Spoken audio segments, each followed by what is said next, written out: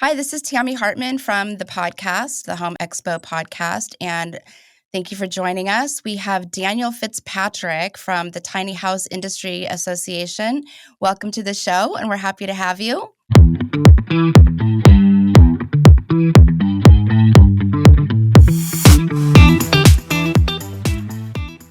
Dan, you have been in the tiny house industry for quite a while and part of this association. And can you kind of explain to us what the association is, what you do, and all about tiny house, this movement that's happening with ADUs and tiny homes in different areas? How long have you actually been in this space? I've been working on tiny homes for a little over 10 years now. Got involved because friends of mine started building tiny homes, and I saw it as an opportunity for more affordable housing. I personally would not live in a tiny home, but a lot of folks that I work with and as a government official know that one of the most difficult spaces to fill is affordable housing. And tiny homes does meet that in a sustainable, cost-effective manner.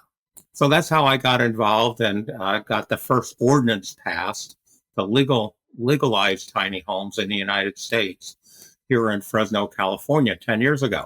Wow. And how long was that process? It took me 2 days. 2 days? Yes, 2 days, because I know how government works. I used to be the county administrator here in Fresno County, and the city had an ordinance pending that was for accessory dwelling units, and they didn't include movable tiny homes. So I went down to the city and had them make an amendment, and they passed it the next day as part of the overall ordinance, and that's how we got it done. Wow. And so has this been as easy to pass these ordinances for more affordable housing throughout other counties? Well, in California, we've been fairly lucky. My next municipality that I did after Fresno was a little town called Los Angeles. And so we got Los Angeles approved, but that took us 3 years. But that had nothing to do with the tiny home aspect of it. It was much more regards various issues on the ADU ordinance, not the tiny home piece of it. So once we got Los Angeles passed, we were able to quickly get San Diego, San Jose, Santa Clara County, and almost all of the big cities are very tiny friendly here in California. Yeah, I think that's, a great movement in the last just year or two is this housing crisis that we have where kids have graduated college and now they're trying to pay back their student debts and buy a house and have a family, and they're just not able to do that right now. So what do you think the benefits of passing these ordinances in different cities are for these maybe aging in place or creating some more housing for these individuals that can't really afford a whole house? They can afford a mini house. What do you think the movement is for that? Oh, it's a great starter house, option. But what's interesting, and a lot of people don't realize this, is that the majority of tiny homes are sold to us baby boomers, the folks over 55 years of age, and mainly that's because one, a person senior may be putting one in their backyard for one of their family members, or they want to age in place in their main home, but they need a place for a caregiver or a caretaker to live.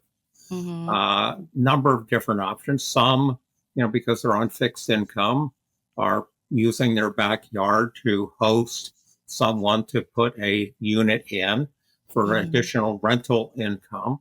So there's all kinds of opportunities for our senior community to avail themselves to this affordable product. The second thing I hear a lot from folks around the country is, oh, tiny homes are just a fad. No, tiny homes aren't a fad. You look at the demographics. People don't understand that 1/3 of our population is just one person in a household. Just one person. And over half our households are 2 or less people. So we desperately need studio units, 1 bedroom, 2 bedroom, smaller, units, certainly under 1,000 square feet for a large segment of our population. And tiny homes and small residential units help supply that need. Yeah, I noticed that there are more and more families. Maybe they're working from home and they need a separate area for their office, or they aren't having as many children as they used to, so they don't need these big houses anymore. And some people aren't even having kids at all. I mean, that seems to be the norm nowadays too. And not a lot of people are interested in taking care of a large home. I've noticed that since the pandemic, there are a lot of people that are traveling more.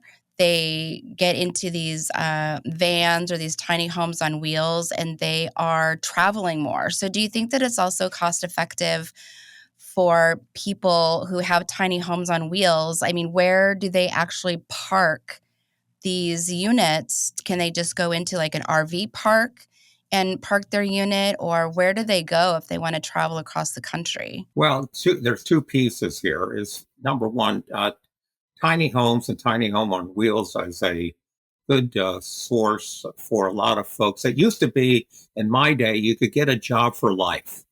You could go to work for General Electric and literally you had a job for life. That's no longer the case. You're usually having a job maybe 3 to 5 years and you're moving. And there's a number of jobs that are mobile by definition, traveling nurses, even associate professors at many of your community colleges, need to move communities every couple years to, do courses. So a number of folks are taking their home with them. And also since the pandemic, a lot of people have learned that you can do remote work. And I call it have Wi-Fi, will travel. And so we have a lot of folks doing that. So there's a number of different, options for folks. And what I like about tiny homes, it's not for everybody, but we have a housing crisis nationally. And the answer to the housing crisis isn't limiting things.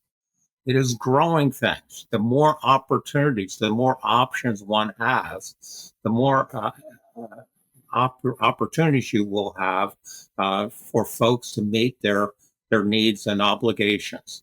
Yeah, I've noticed that since Airbnb has boomed, there's people who have vacation houses, and rather than having them stay empty, they're renting them out.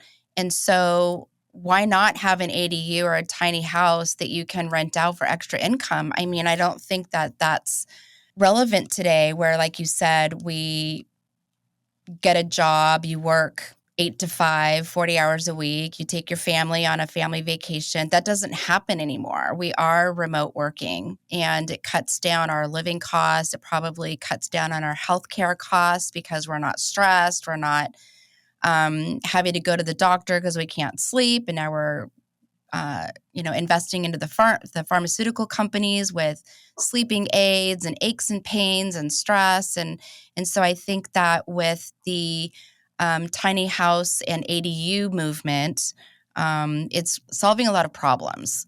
It's solving the housing crisis. It's solving the aging in place. I mean, these facilities that take in, the elderly, our families stop visiting them as often. But if we have an ADU in the backyard or a tiny house, it's like we're able to, have family members come and help take care of the elderly. And with Sonoma County, I know that there's a lot of aging folks out there, and having an option to age in place where you're close to your family or close to your grandkids and people working from home, it really solves more than one problem of having affordable housing. I mean, there are homeless camps that are popping up. There's one in Sacramento. There's one in Georgia.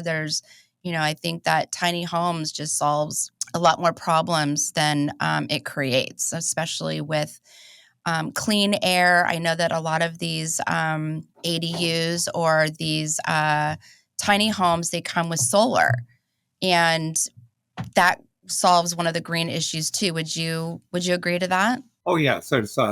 I know a number of builders have put even the full Tesla pack, on the tiny home. I watched one being built. It was sort of interesting as they were building it inside.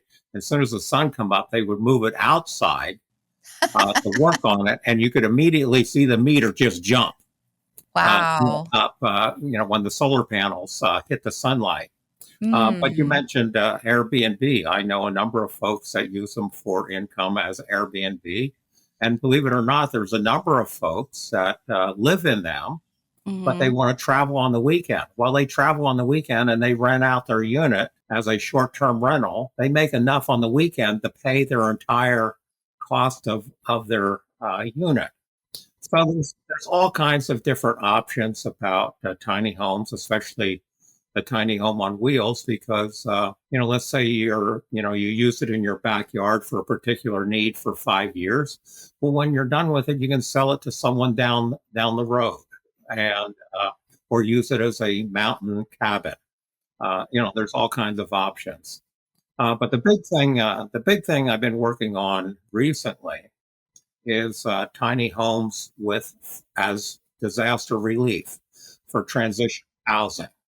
I've been working with the city of LA, and I've in the past several years worked with folks up in the Sonoma, Santa Rosa, area dealing with their fire recovery.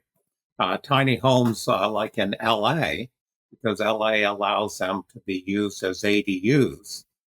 Is if you're affected by the fire and you need some kind of transitional housing, instead of buying a motorhome or an RV, if you buy a movable a tiny home on wheels, you can use that for your transitional housing, move it to your site while you rebuild, and then continue to use it as an ADU. In other words, you're not losing your money on an RV that you have to, tow away after the fire emergency is over. So hopefully, a number of folks will avail themselves to this opportunity, and been working with our builders to meet that supply. Yeah, that's a great way to have affordable housing for the folks in LA, to have this transitional housing so they're not staying in a hotel. They can actually have whatever belongings they have left and have it with them and still feel like a home. What is the insurance like for a tiny home? I mean, I've heard that it's the same as an RV. Is that correct? Yeah, it's pretty much the same as an RV, and Mhm. the whole insurance world is certainly, especially here in California and in Florida, places that have gotten hit by natural disasters. Insurance in general for housing is getting a lot dicier. But one nice thing about the movable tiny homes is you can treat it as an RV and get a typical insurance that way.